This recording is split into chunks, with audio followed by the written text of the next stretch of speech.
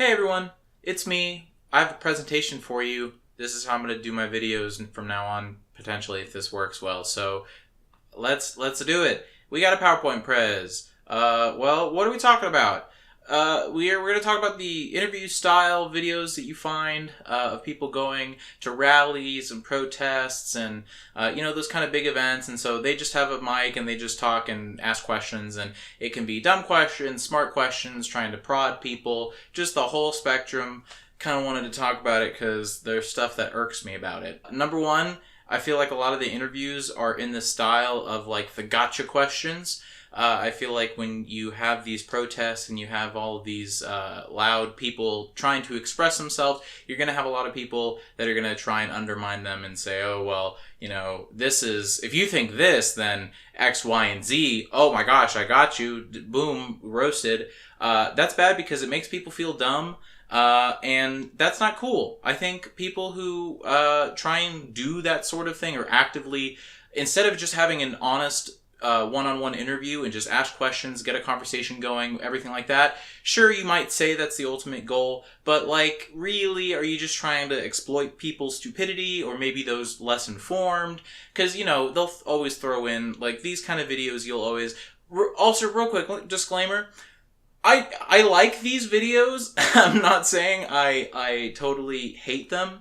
I just think that there's a lot more to it that we need to like understand watching these videos, because I feel like a lot of these videos are used for people's points, and so they'll take a clip of this 10-minute long video, they'll take a clip of it and then say, oh, you see, this proves my point because this person is acting a certain way. So I think the point, I guess I probably should have started with this. Really, the point of going through this is just, kind of making sure people are aware and they kind of understand what's going on in these videos, and then kind of like that second level. So, sorry, continuing with the thing.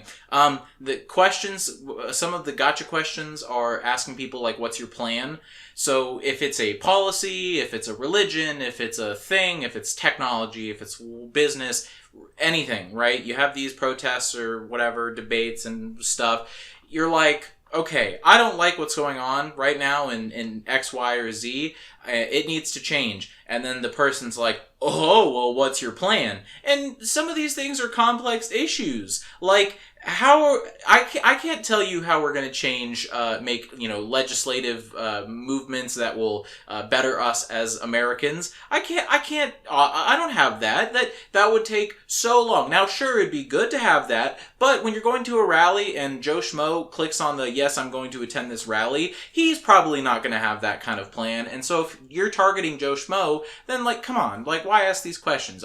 Maybe if it's like a leader or something, that's fine, but the regular Joe Blows like me, don't ask me those kind of questions.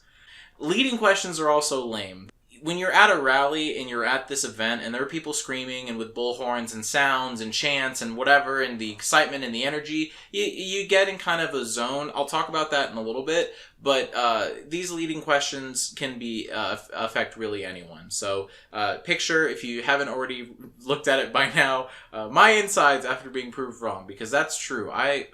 It's the big issue, I think, also stems from just us not wanting to be wrong, and so that's what kind of is the sauce underbelly of this sort of mentality that you're going into these interviews. What's also is location. If you're going to ask questions and you're going to talk, and you're gonna discuss and extrapolate and whatever, what is for conversation? A living room is good. Fast food chains like Taco Bell is perfect. 1 a.m. you get your crunch wraps and then you have your conversations about change and whatever. On the balcony, listening to some good music, just chilling, and maybe got a sweater on and you're just comfortable, and boom, that's a perfect conversation starter. Not for conversations. Death metal concerts, probably. I mean, hey, if you're willing to talk about whatever at a concert, go for it. Protests and rallies. Hey, we were just talking about those. Those are not good because just like death metal concerts, it's loud, like I was just saying before. I think that there are a lot of external factors that play a role into kind of getting a person out of their zone. Plus, just people are people and they have energy, and so when other people have energy, you get energy and you act differently, and God knows what else. Also, I threw in K through 12 schools. I guess this is kind of a controversial opinion here, but I was always told not to discuss heavily like religion, politics in school. Elementary school, middle school, high school, stuff like that. College is different because you're kind of adults and you sort of have that, whatever connection. But especially because if you're younger and you're a little less informed and you might be a little more rambunctious, who knows? And it was just, if it comes up, sure, that's fine. I think in high school is a little more lenient, but like, don't talk about politics in your math class. Like, I'm trying to learn pre-calculus here. Don't go on a rant or anything like that. Sure, make a joke, but move on. Don't hone in on that. Also, yeah, like the thing, loud noises and crowds, not cool. Not cool. We're humans. Whether you like to believe it or not, everyone here, most likely you'll have a majority of Americans, and I'm pretty sure all Americans are humans. And we have emotional states of mind. So like when you get angry and you're in this zone, I've been spilling all over this.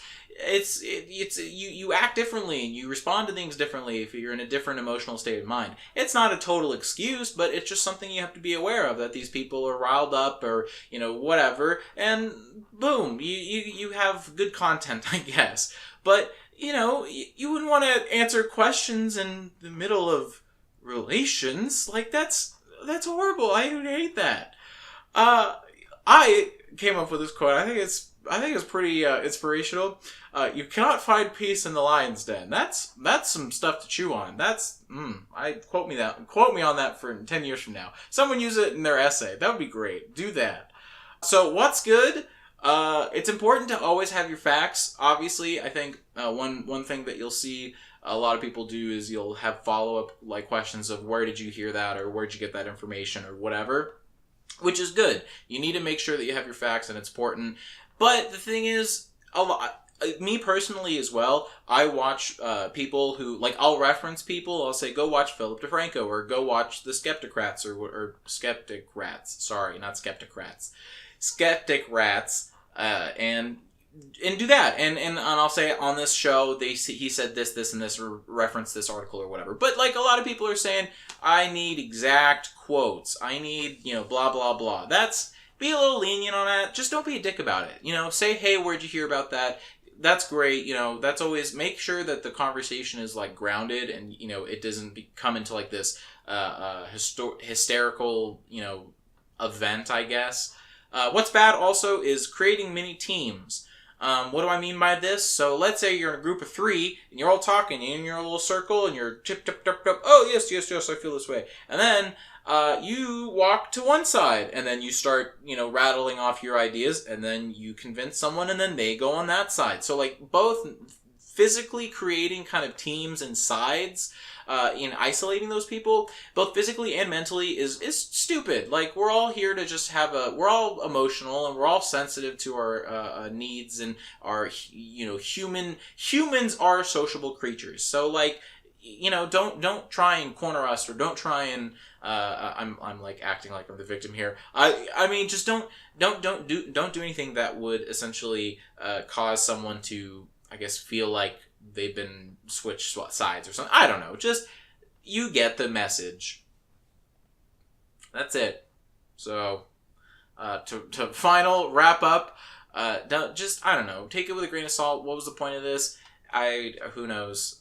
Things in life are weird. So, thank you so much for watching. If you have something for me to do a PowerPoint presentation on, comments and stuff like that, let me know. I had fun. This was super quick. I wrapped up. I'm good. I'm a good presenter. This video might have been really bad, but I think in general, if you see me live, that's the way to see it. So if you have comments or anything like that about what it is like, share it with your friends. I haven't really been saying share things with your friends, but share it with your friends if you feel inclined.